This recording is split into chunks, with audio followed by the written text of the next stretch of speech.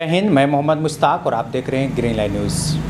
आपको पता होगा जो गढ़वा में जो है कल यानी 8 दिसंबर को सीएम जो है झारखंड के मुखिया जो है हेमंत सोरेन वो आ रहे हैं और उनका प्रचार प्रसार जो है बहुत ही धूमधाम से किया जा रहा है। लाउड स्पीकर के माध्यम से, सोशल मीडिया के माध्यम से, प्रिंट मीडिया के माध्यम से, तरह तरह की सोशल मीडिया के माध्यम से किया जा रहा है। इस सुपरस्टार जो है काफ़ी गायिका भी आ रही है। हालांकि अभी हम लोग मौजूद हैं आजसू पार्टी का जो जिला अध्यक्ष है उनके द्वारा प्रेस कॉन्फ्रेंस किया जा रहा है। हालांकि क्या मुद्दा रहेगा उस मुद्दे पर हम लोग बात करेंगे और हमारे साथ बात करने के लिए सीधे जो है जिला अध्यक्ष जो हैं बात करेंगे। जैसा कि हम लोग को जानकारी मिला जो आपके द्वारा जो है प्रेस कॉन्फ्रेंस किया, क्या वजह है, क्यों प्रेस कॉन्फ्रेंस कर रहे हैं, क्या बात है?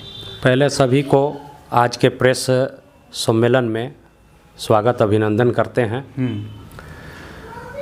बात इस राज्य के जनता को विकास के मार्ग पर आगे ले जाने के लिए है जी।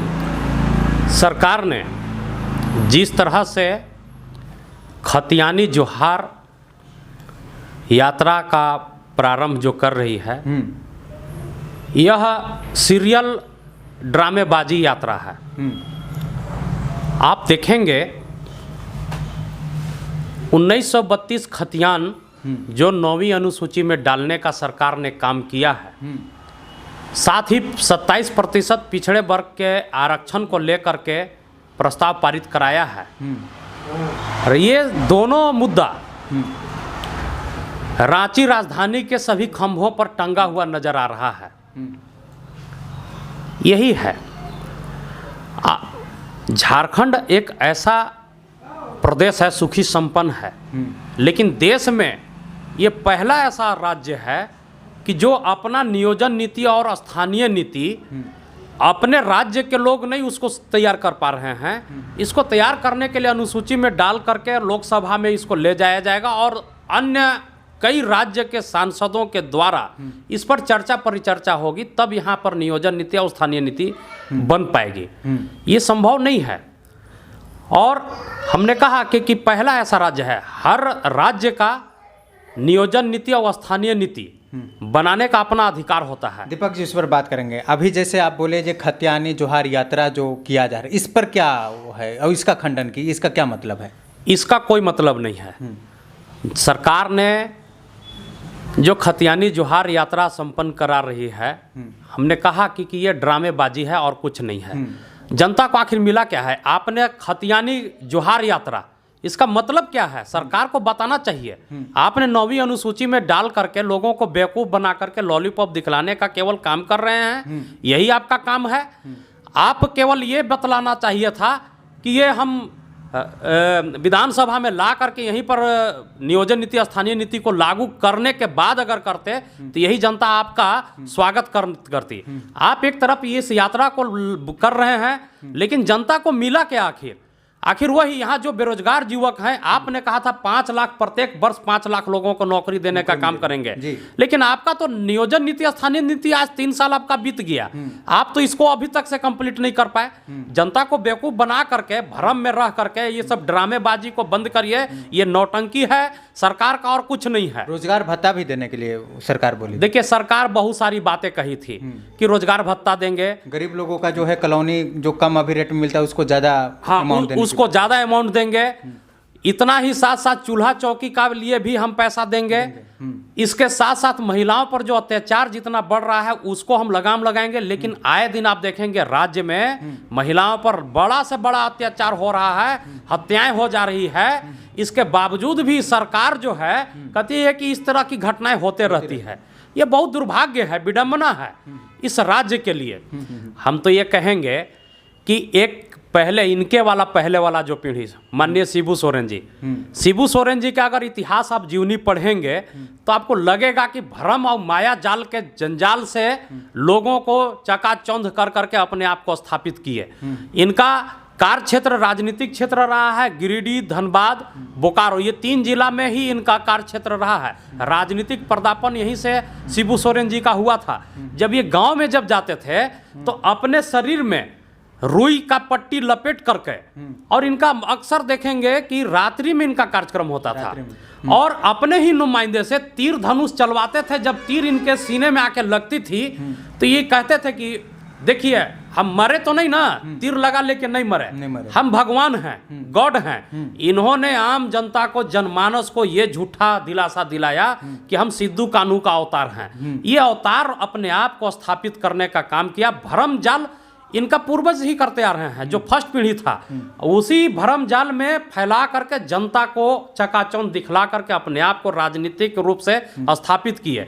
बीच में आप विनोद बिहारी महतो जी, जो हमारे झारखंड मुक्ति मोर्चा के संस्थापक रहे, उन्होंने देखा कि उस क्षेत्र में हमारा संगठन कोई कार्य नहीं कर रहा है, इसलिए उनको झामू में लाया गया, उनको राजनीतिक संरक्षण दिया, आश्रय दिया कि राजनीतिक उभार इनका भी हो और हम लोग संगठन को विस्तार दें। लेकिन जिन्होंने संरक्षण दिया उन्हीं को, विनोद बिहारी महतो को इन्होंने लंगी मार दिया और झारखंड मुक्ति मोर्चा से उनको पार्टी से निष्कासित कर दिया। विडंबना देखिए, और फिर अपने आप को अध्यक्ष बन बैठे। दीपक जी, सत्ता पार्टी तो ये बोलती है कि जिस समय हम विकास के कार्य करते हैं विपक्ष से हमारे ऊपर हावी होती है, हमें विकास का काम नहीं करने देती है, ये क्या सही बात है? देखिए, जैसी करनी वैसी भरनी। सरकार का क्रियाकलाप अपने स्थापना काल से ही बेहतर नहीं रहा है, बल्कि यूँ कहा जाए कि यह हेमंत सोरेन परिपक्व व्यक्ति नहीं है। इनको जानकारी ही सूझबूझ भी नहीं है कि राज्य कैसे चलेगा, लोगों का विकास हम कैसे करें। ये तो केवल लूटने खसोटने में ही लगे हुए हैं। जितना माइनिंग हो, बालू हो, पत्थर हो, ये सारी घटनाएं आप देखें ना कि इन्हीं के जो प्रतिनिधि हैं। हम लोग के देहात में कहावत है कि जो हरवाह है, हरवाह के घर इनको 40 करोड़ रुपए मिल रहा है। आप इससे अंदाजा लगा सकते हैं कि उनके मालिक के घर कितना पैसा होगा। जब ईडी इनसे कहीं ना कहीं तार जुड़ता है किसी भी घटना का, चाहे वो आपराधिक मामला अन्य और किसी तरह का हो, जब कोई तार अगर आपके तक चाहे हमारे तक जुड़ता है तो पुलिस प्रशासन चाहे वो प्रक्रिया है आपको बुलाएगी, पूछताछ करेगी। इनको जब ईडी ने बुलाया तो भी पूरे राज्य में हो हंगामा किया, बड़ा बड़ा धरना प्रदर्शन दंड घंट किए। इससे क्या लेना देना है, कोई मतलब है क्या? अगर आपका कहीं पर नाम आता है, आप दूध के धुले हुए व्यक्ति हैं, तो निश्चित रूप से जब छापामारी मारती है तो आप जो है आंदोलन पर बैठ जाते हैं, धरना देते हैं। इसका क्या मकसद है? क्या, क्यों ऐसे सरकार कर रही है? इसका एक ही मकसद है कि इतना भीड़ भाड़ इकट्ठा कर करके ये अपने दूध का धुला हुआ साबित करना चाहते हैं, और चाहते हैं कि सरकार हमारी है और हम जैसे चाहें वैसे ही सब सिस्टम चले। लेकिन आपके सरकार होने के सही मतलब नहीं है। जब राज्य में खनन को अगर नुकसान होगा, राज्य का खनिज संपदा का अगर नुकसान होगा, दोहन होगा, तो यहाँ पर बहुत सारी संस्थाएं हैं, जो सरकार हो चाहे किसी की भी सरकार हो, कार्रवाई करेगी। और जब कार्रवाई हो रही है तो आपको बुरा मानने की आवश्यकता नहीं है, आपको भी उस जेल के दहलीज तक पहुँचना होगा।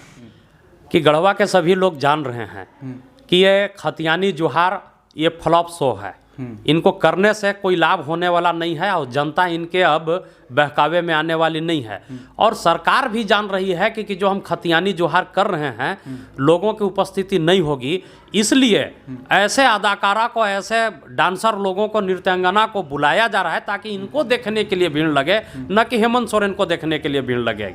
मनोज, देखने आप भी जाएंगे? जी, देखने का हमें कोई मतलब नहीं है, हम कोई इंटरेस्टेड नहीं है। लेकिन एक लाइन में हम ये कहना चाहते हैं कि यह जो झारखंड का जनमानस का जो इन्होंने ठेस पहुंचाने का काम किया, जिस उम्मीद के साथ लोगों ने इनको उस सत्ता के गलियारे तक पहुंचाने का काम किया, निश्चित रूप से वैसे सभी लोगों को यह ठेस पहुंचाने का काम इस हेमंत सोरेन ने किया है।